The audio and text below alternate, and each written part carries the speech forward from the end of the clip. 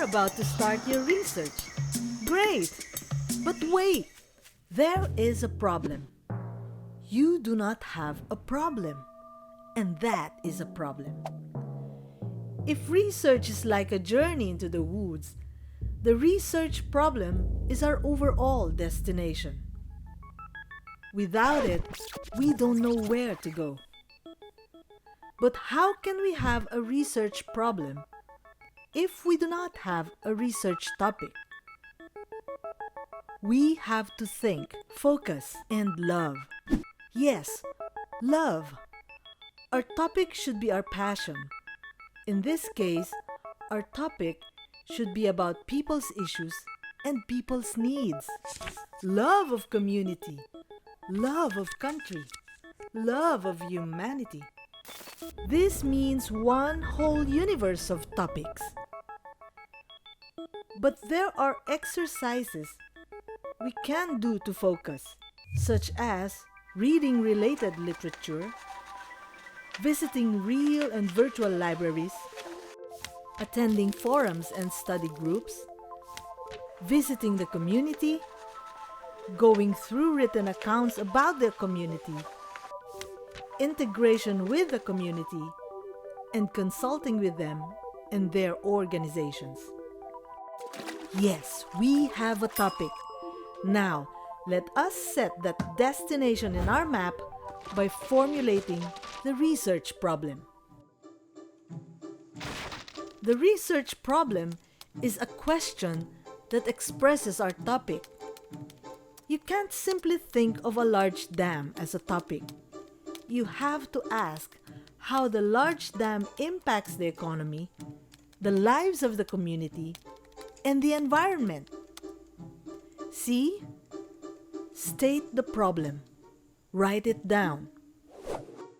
Look at it again. It must be clear, focused, relevant, and indeed has an answer. Nice! Now we know where we're going. The next step in our research process is setting the research objectives. Research objectives define the scope and limits of our journey. They give us clarity and detail of the importance of our destination. Research objectives are action statements, using action words or verbs to answer a research question.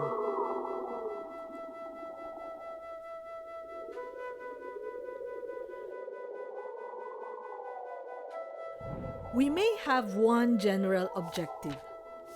Notice that we have included a higher purpose in our research, a higher action. We can break down our general objective into specific objectives that flesh out the different aspects of our research problem.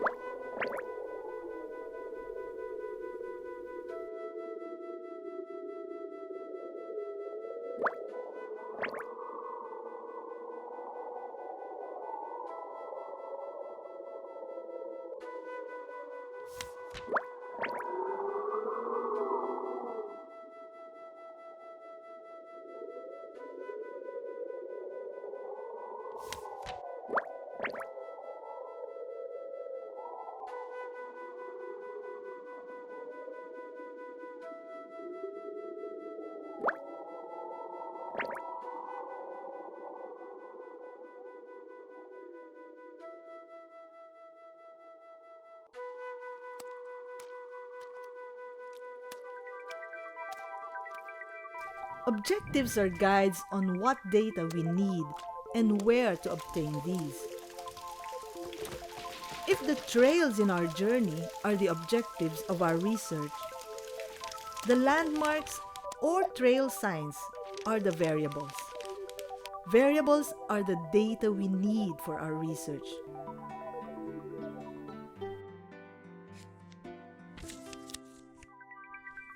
Sometimes, identifying the variables, especially for first-time researchers, is the most difficult part.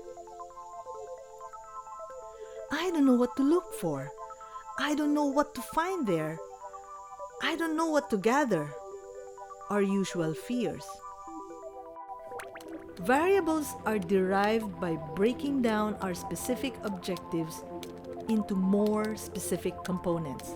We list them down, and they serve as the guide in our data gathering.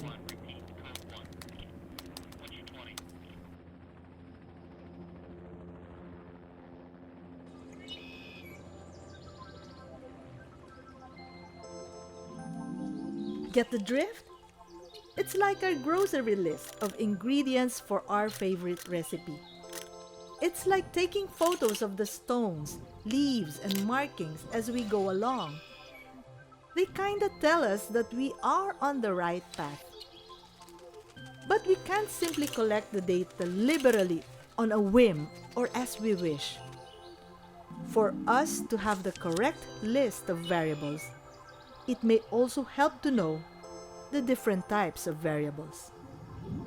Looking at a phenomenon such as the impact of building large dams, independent variable is the reason of the phenomenon. Dependent variable is the result. Antecedent variable is the past. Confounding variable is the context of the variables. Intervening variable is an alternative explanation of the relationships of the variables. A what?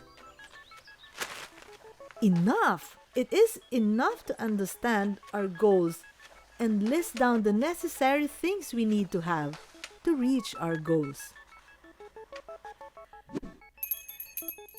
The next step is to identify the ways by which we obtain our data.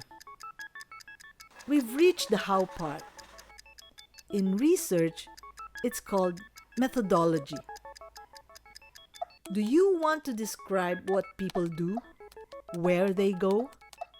Then we need to use quantitative methods. Do you want to explain why people do that? Then we need to use qualitative methods. To know the research methods to use, we have to be familiar with our variables. Instead of the dichotomy between quantitative and qualitative methods, it is also helpful to ask yourself, can I gather them by reading, going through written accounts, speeches, statistics, documents, books, or surfing the net? Or can I gather them by talking to people and observing people and events? The method in gathering secondary data is what we call desk research. This does not mean you have to be confined in your desk, although that would be comfy. But it can also mean visiting libraries, government agencies, and offices of think tanks. There are numerous methods in gathering primary data, on the other hand. You can interview experts and people who are knowledgeable on the topic. The method is called Key Informant Interview, or KII. You can have a structured but lively discussion with a focus group. A focus group means that the chosen participants have more or less the same backgrounds and interests and can discuss your topic. This is called focus group discussion, or FGD. You can go to an event, a gathering, a forum, a factory production line, a farm activity, a community, and observe and take note of what is going on. This is called direct observation. You can even participate in those events. You can do a survey, and if you have the time and resources, you can do a full census. The primary methods would require what we call instruments. You see, it's not enough that we know how to obtain the data, but there should be some tools to carry out the method. Instruments are the sets of questions we prepare for conducting the KII, FGD, survey, or census. Instruments are also the outlines of the things we want to take note of when we do direct observation or participant observation. There, we have finished our research design. Yes, research design. Did I tell you we would finish the research? No. But we have laid down the research problem, objectives, variables, and methodology. Believe it or not, we are halfway through with the research.